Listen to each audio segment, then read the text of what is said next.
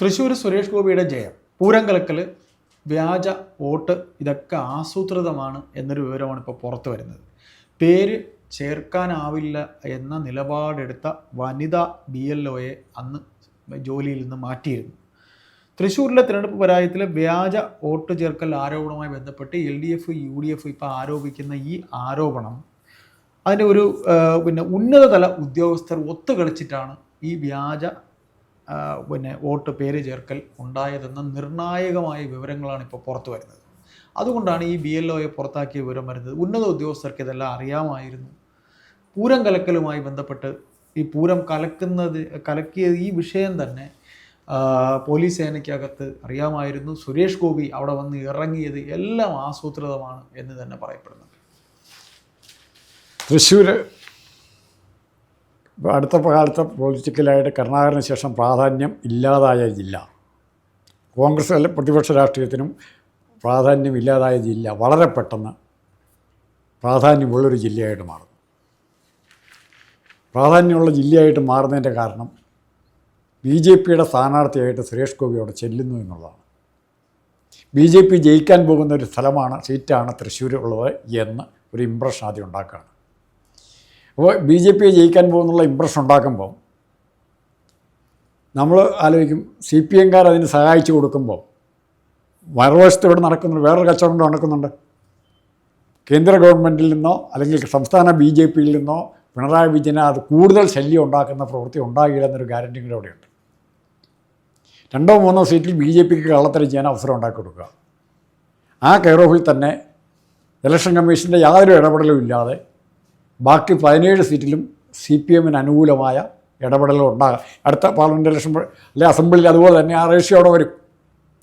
5 സ്ഥലത്ത് BJPക്ക് വേണ്ടി കള്ളത്തരം ചെയ്താൽ 50 സ്ഥലത്ത് CPM-ന് വേണ്ടി കള്ളത്തരം ചെയ്യാനുള്ള സംവിധാനം ഇവിടെ ഒരുങ്ങും. അതിൻ്റെ ഒരു മുന്നറിയിപ്പാണ്, അതിൻ്റെ ഒരു മുന്നൊരുക്കമാണ് തൃശ്ശൂർ കണ്ടത്. അപ്പോൾ സുരേഷ് ഗോപി ജയിക്കണം, എന്താ വേണ്ടതിന്? ഒരു സൈഡിൽ കൂടെ ക്രിസ്ത്യൻ വോട്ടുകൾ സുരേഷ് ഗോപി സമാഹരിച്ചു എന്ന് ധാരണ വരുത്തുന്നു. ബിഷപ്പുമാരുടെ തോളിൽ കൈയിട്ടും അരമനകളെ കയറി ഇറങ്ങിയും കിരീടം കൊടുത്തുമൊക്കെ ആ ഒരു ധാരണ വരുത്തുന്നു. രണ്ടാമത്, സുരേഷ് ഗോപിയെ സഹായിക്കുന്നത് കോൺഗ്രസ് ആണെന്നുള്ള വ്യാപകമായ പ്രചാരണം നടത്തി. കോൺഗ്രസ് BJP മൃദു ഹിന്ദുത്വ സമീപനം, ഇങ്ങനെ കുറേ ടെർമിനോളജി ഉപയോഗിച്ച് ഇവരുടെ സപ്പോർട്ട് ചെയ്യുന്ന ഒരു മാധ്യമ ശൃംഖലയും അതുപോലെ തന്നെ ബുദ്ധിജീവികളും ചേർന്ന് പറഞ്ഞു കോൺഗ്രസും BJPയും കൂടെ ധാരണയാണ്. അവിടെ ഫലത്തിൽ സംഭവിച്ചിട്ട് ധാരണ എവിടെയായിരുന്നു സംഭവിച്ചിരുന്നത്? CPM-ഉം BJPയുമായിട്ടുള്ള ധാരണ മറച്ചു വയ്ക്കാനുള്ള പ്രചരണം തന്നെയായിരുന്നു. പാവം ഇവിടുത്തെ ജനങ്ങൾ പലരും വിശ്വസിച്ചു, കോൺഗ്രസ് ഇങ്ങനെയാണല്ലോ. അങ്ങനെ ആ കെയർ ഓഫിൽ തന്നെ 2021 അസംബ്ലി ഇലക്ഷനിൽ കുറേ ന്യൂനപക്ഷ വോട്ടുകൾ, മുസ്ലിം ന്യൂനപക്ഷ വോട്ടുകൾ BJP കോൺഗ്രസ് ധാരണ ചൂണ്ടിക്കാണിച്ചുകൊണ്ട് മാത്രം CPM-ന് നേടിയെടുക്കാൻ പറ്റി. അതേ ആവർത്തനം തന്നെയാണ് ഇവിടെ നടക്കുന്നത്. ഇവിടെ അതിൻ്റെ പിന്നീട് ഇപ്പോഴാണ് പല രഹസ്യങ്ങളും, ഈ രഹസ്യങ്ങളൊക്കെ അറിയാവുന്നവരായിരുന്നല്ലോ. CPM-കാർക്ക് അവിടെ എന്ത് സംഭവിച്ചു എന്നറിയാവുന്നവരായിരുന്നു CPM-കാരും CPI-ക്കാരും കുറച്ച് കോൺഗ്രസ്സുകാരും എല്ലാം അറിയാവുന്നവരാണ്. എന്തിനാണ് BLOയെ മാറ്റിയത്? ആരാണ് മാറ്റിയത്? നരേന്ദ്രമോദിയാണോ? സുരേഷ് ഗോപിയാണോ മാറ്റിയത്? കേരളത്തിലെ ഗവൺമെൻറ്റല്ലേ മാറ്റിയത്? ഇവിടുത്തെ റവന്യൂ വകുപ്പല്ലേ മാറ്റിയത്? കളക്ടർ അറിഞ്ഞുകൊണ്ടല്ലേ മാറ്റുന്നത്? കളക്ടർ ആരുടെ കീഴിലുള്ള? കേരളത്തിൻ്റെ റവന്യൂ കീഴിലുള്ള. അപ്പോൾ ഇത് ചെയ്യാനുള്ള അവസരം, സൗകര്യം ഉണ്ടാക്കി കൊടുത്തു.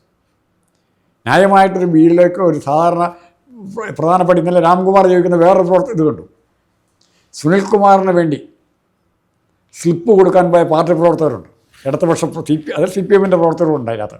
അവർ ഈ മുറിയിൽ ചെന്നപ്പോൾ, ഈ ഫ്ലാറ്റിലെ 89 ആ മുറിയിൽ ചെന്നപ്പം ഇവിടെ 89 പേരെ ചേർത്തിരിക്കുന്ന ഒരു അസ്വാഭാവികത ഈ പാർട്ടി പ്രവർത്തകർക്ക് തോന്നിയില്ലേ? വീടുകൾ തപ്പിപ്പിടി അതിനുള്ള രാംകുമാർ ചർച്ച ചോദിച്ച് വളരെ കാതലായ ചോദ്യം. അത് പാർട്ടിയും കൂടെ CPM-ലെ ഒരു വിഭാഗവും കൂടെ അറിഞ്ഞുകൊണ്ട് തന്നെ നടത്തിയ നാടകമാണിത്. അതുകൊണ്ടാണ് കളക്ടർ മിണ്ടാതിരുന്നത്. കളക്ടർ എന്തെങ്കിലും പറഞ്ഞോ? അപേക്ഷിച്ചവരെല്ലാം ലിസ്റ്റിൽ ചേർക്കാനാണ് പറഞ്ഞത്. മഹാത്മാഗാന്ധിയും വീരസവർക്കറെയൊക്കെ ലിസ്റ്റിൽ ചേർക്കാനൊക്കെ അപേക്ഷ കൊടുത്തിനെ ചേർത്തേനെ. കാരണം അത് തടയാൻ പാടില്ല. ആ ഇൻസ്ട്രക്ഷൻ്റെ ബലം എന്താ? കളക്ടർ പറയുക അപേക്ഷിച്ചവനെല്ലാം ചേർത്തേക്ക്, ലിസ്റ്റിൽ വന്നവനെല്ലാം വോട്ട് ചെയ്തോട്ടെ എന്നൊരു സമീപനം എടുക്കുന്ന ആർക്ക് വേണ്ടിയാണ്? ആരുടെ സമ്മതത്തോടെ, ആരുടെ അറിവോടെ, ആരുടെ സഹകരണത്തോടെ? അത് കേന്ദ്ര ഇലക്ഷൻ കമ്മീഷനും സംസ്ഥാന ഗവൺമെൻറ്റും തമ്മിലുള്ള സഹകരണമില്ലാതെ നടക്കുന്ന കാര്യമല്ല. കോൺഗ്രസ്സുകാർക്ക് നോക്കി നിൽക്കാനേ പറ്റുള്ളൂ, പരാതിപ്പെടാനേ പറ്റുള്ളൂ. ആക്ഷൻ എടുക്കാൻ പറ്റുമായിരുന്നതിന് CPIയുടെ സ്വന്തം സ്ഥാനാർത്ഥിയോടെ മത്സരിച്ച് സുനിൽകുമാർ. എന്നിട്ടും സുനിൽകുമാർ ബഹളം ഉണ്ടാക്കി നോക്കി.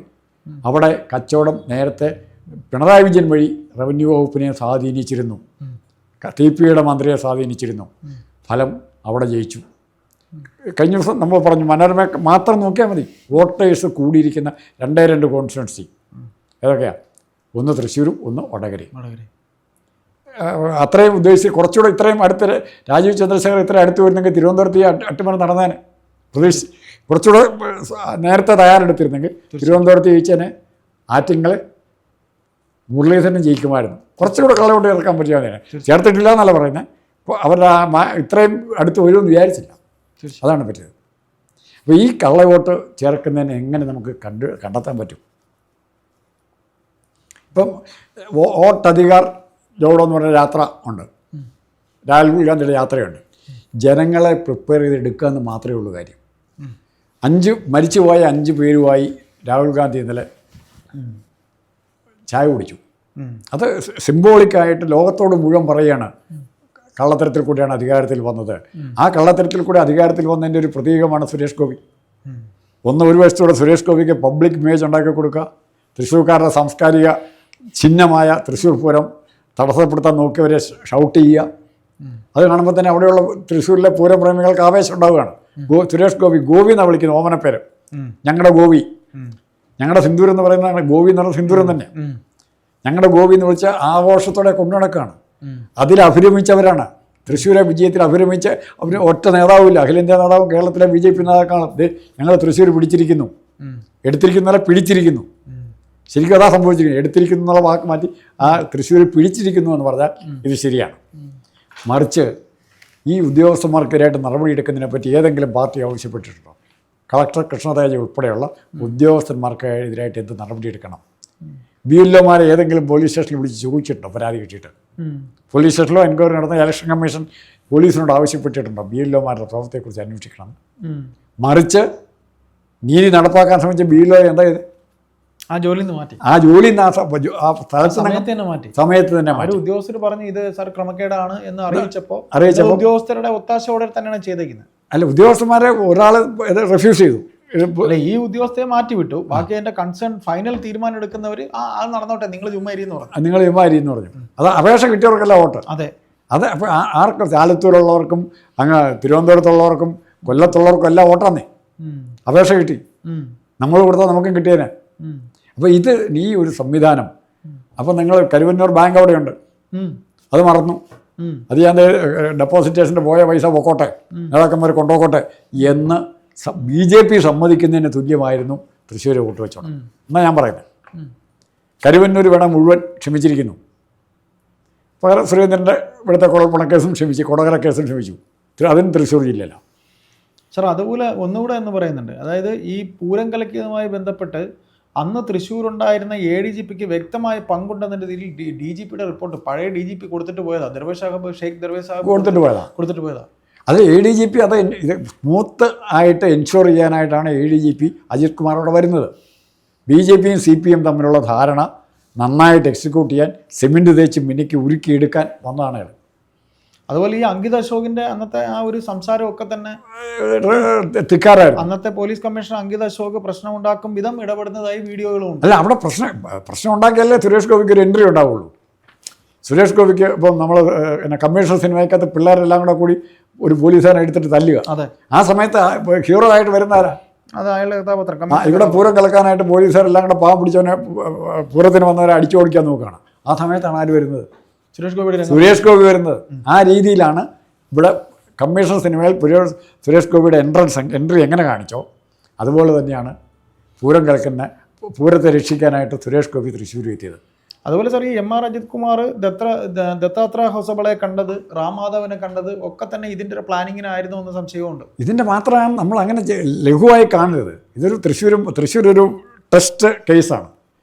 തൃശ്ശൂർ വിജയിച്ചതുകൊണ്ട് അടുത്തത് അവർ തുടരുമായിരുന്നു. പക്ഷെ അതിനു മുമ്പ് തന്നെ രാഹുൽ ഗാന്ധി അവിടെ ആ ബോംബ് പൊട്ടിച്ചു. അതിൻ്റെ അനുരണങ്ങൾ ഇവിടെ തൃശ്ശൂർ വരെ വന്നു. അല്ലെ ആരെങ്കിലും രാഹുൽ ഗാന്ധി മിണ്ടുന്നതിന് മുമ്പ് തൃശ്ശൂർ ആരെങ്കിലും പറഞ്ഞോ? വെറുതെ പറഞ്ഞു, അത്രയേ ഉള്ളൂ. സ്റ്റേറ്റ്മെൻറ്റ് തെരഞ്ഞെടുപ്പിൽ കൃത്രിമം നടന്നിട്ടുണ്ട്. അത് കൃത്യമായിട്ട് ഇന്ന രീതിയിലാണെന്ന് പറഞ്ഞ് കാണിച്ചു തന്നത് രാഹുൽ ഗാന്ധിയാണ്. ഇവിടെ ചെയ്തോ ആരെങ്കിലും? ഏതായാലും എല്ലാം കൂടെ കൂട്ടിച്ചേർത്ത് വായിക്കുമ്പോൾ ഇതൊക്കെ ഒരു നല്ല ആസൂത്രണമായിരുന്നു, എഴുതി വെച്ചൊരു തിരക്കഥ തന്നെയായിരുന്നു എന്ന് തന്നെ പറയാം അല്ലേ? അത് തിരക്കഥ തന്നെ. അത് തിരക്കഥ സിനിമ എടുത്തു, ആദ്യഘട്ടം ഭയങ്കര ബോക്സ് ഓഫീസ് ഹിറ്റ്, പിന്നെ പൊളിഞ്ഞു പോയി, അത്രേ ഉള്ളൂ.